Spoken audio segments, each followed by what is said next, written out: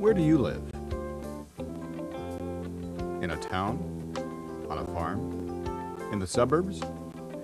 Well, no matter where you live, you are part of a vital web called a community. Within this community, we work, we live, and we enjoy life. One of the social forces that binds a modern community together is communication technology. Phones, television, radio, and today many people are beginning to explore a new way to share vital community information using a computer. The concept is called community computing, and it is bringing the promise of the information age home to many citizens around the world.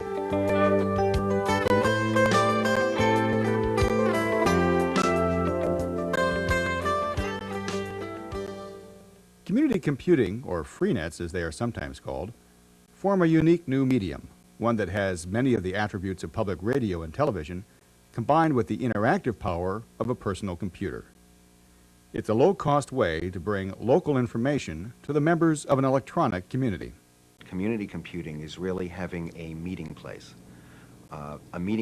where members of the community can exchange ideas, can share experiences, expertise, hopes and concerns, and we get to that meeting place using a computer and phone lines. Once their computer calls the central machine that we set up, they've got access to a whole range of information and communication services. It ranges from worldwide electronic mail services to information and communication features in areas such as education and government, health and wellness, local organizations, clubs and organizations and so forth, all the way down to just accessing information about what's going on at your kid's school or what's going on in your local bowling league. Community computing is an idea born of the information age. For years, computer hobbyists have developed non-commercial, single-focused bulletin boards to share information with other like-minded individuals.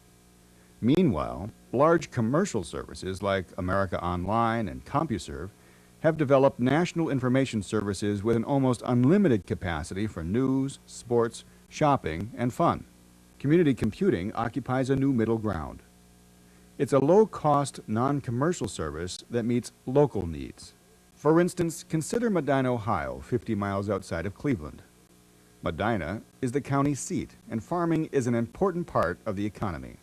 Jim Copes, for instance, grows hay. He uses his computer to connect with his farm colleagues around the county.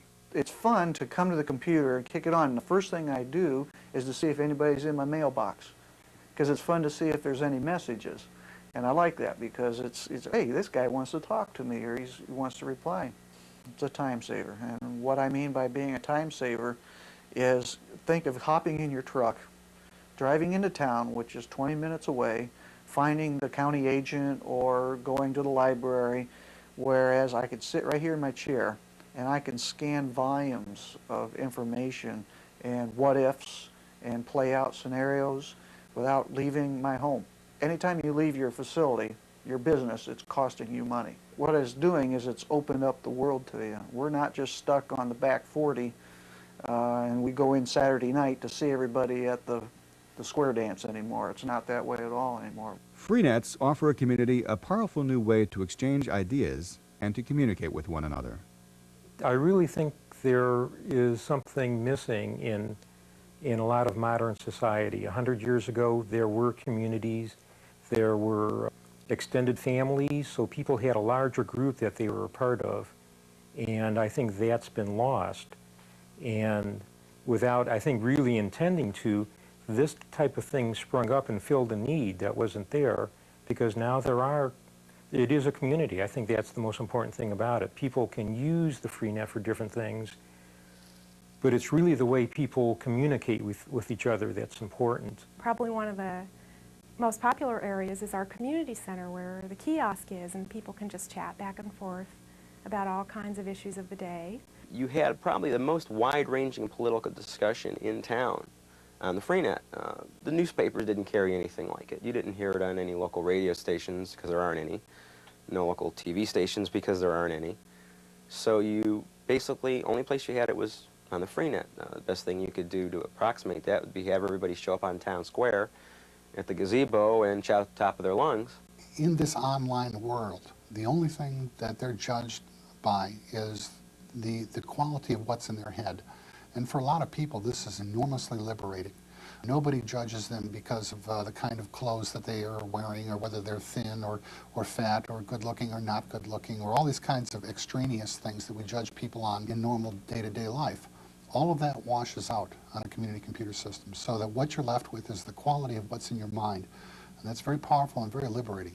In Medina, the network is financially supported by the county hospital and 2 local libraries. Such support is typical of many emerging community computing networks because libraries and FreeNets share similar goals.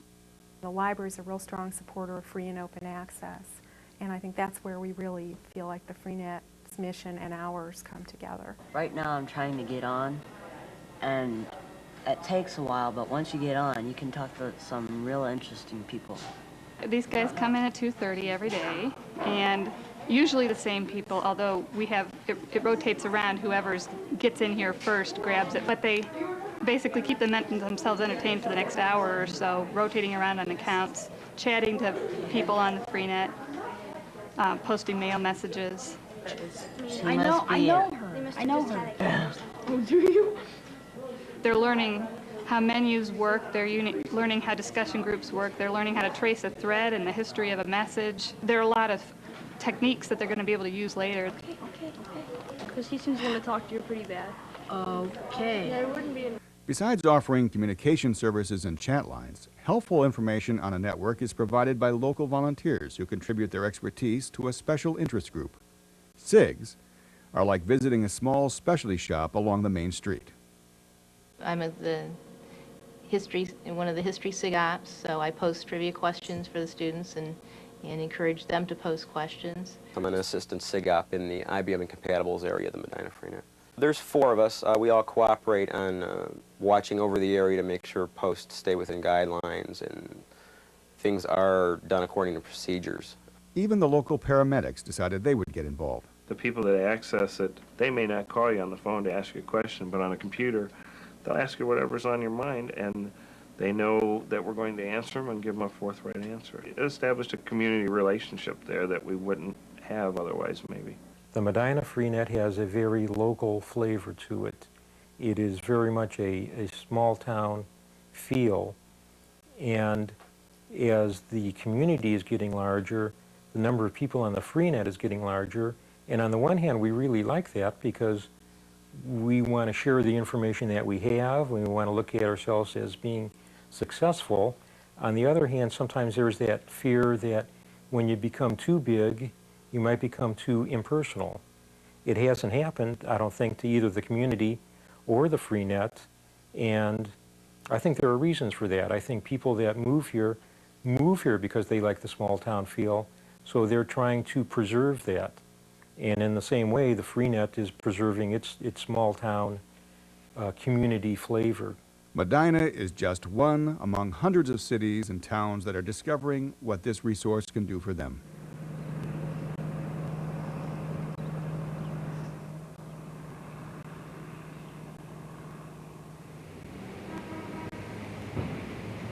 In Los Angeles, the Tarzana Regional Medical Center has become one of the key sponsors of the FreeNet. Getting the network online has been the dream of its founder and president, Dr. Abram Blooming.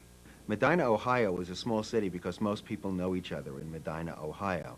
Well, LA FreeNet is made up of many small cities that get together. We started the LA FreeNet in the San Fernando Valley, and we found that there are many communities within Los Angeles that want to interconnect, and we have helped provide the vehicle by which they can interconnect, so that we've got seniors from all over the city who view this as a magic carpet.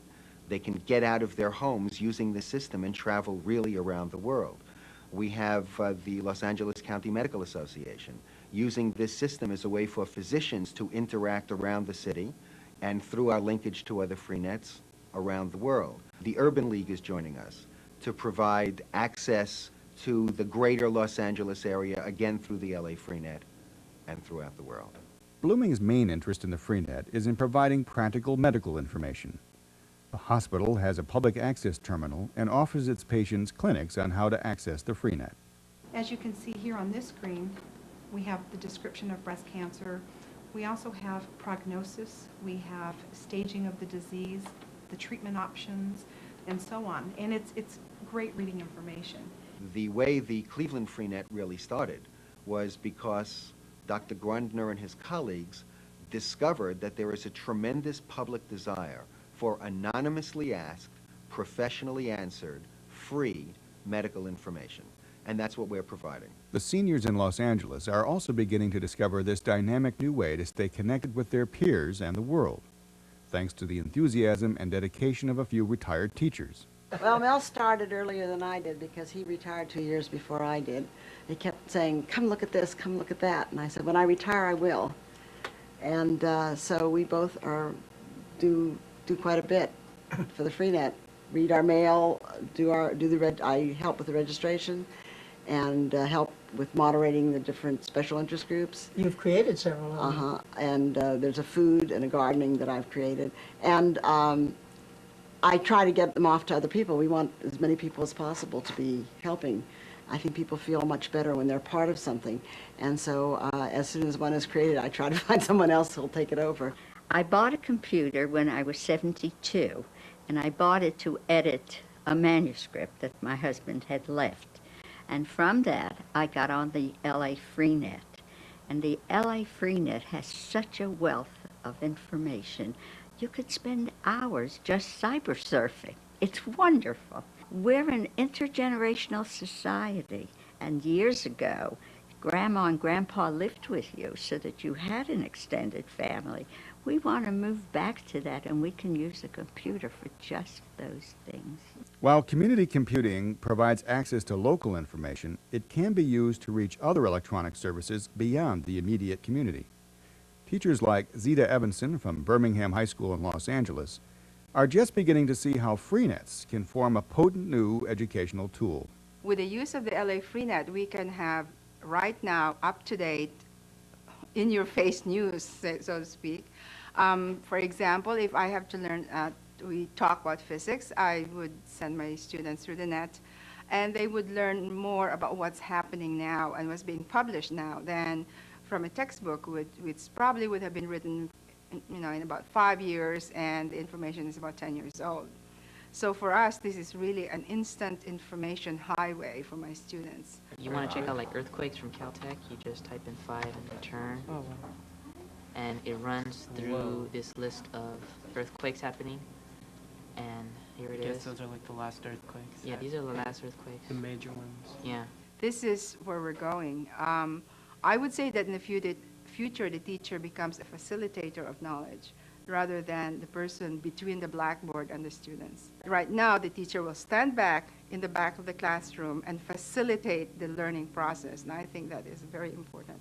Schools, seniors, medical professionals, many people are beginning to see how this resource can improve life in their community.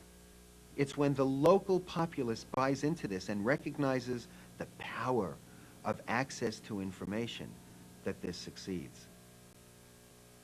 In Battle Creek, Michigan, the Great Lakes FreeNet has become the organization that is bringing all of the agencies in that town together. Government, schools, health centers, libraries are all working to find a way to get their information online.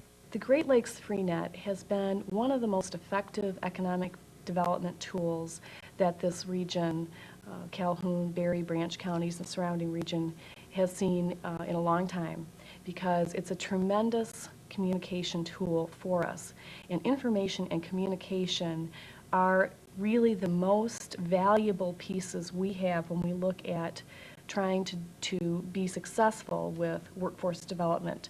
That is attracting new companies to the region, that's retaining the companies that we have as they look at future expansion plans, and then developing the available workforce. Among the biggest, I think, winners in the situation are local community organizations and institutions, because it provides a whole new medium for these organizations to speak to the community and for the community to speak back to them. We had one question that I can't imagine why someone asked it or how they even thought of it. They wanted to know how many people apply for marriage licenses and then actually get married, and how many people apply for divorce or file for divorce and actually get divorced. And much to my surprise, we keep statistics like that. I was able to go to 2 different offices and get the information and provide it for them, and whoever else was looking on the system. There is no way that I can imagine a 21st century that doesn't have community computer systems, just like our century had the Free Public Library. I mean, I can't imagine that not happening. Who's going to do it? Who's going to help out? Who's going to join together to make public access community computing a reality? My prediction is that, first of all, it's going to happen. There's no way that it's not going to happen. And secondly is that community computer systems are going to have as great an impact on the 21st century as the public library had on our century. It's just a question of who and when.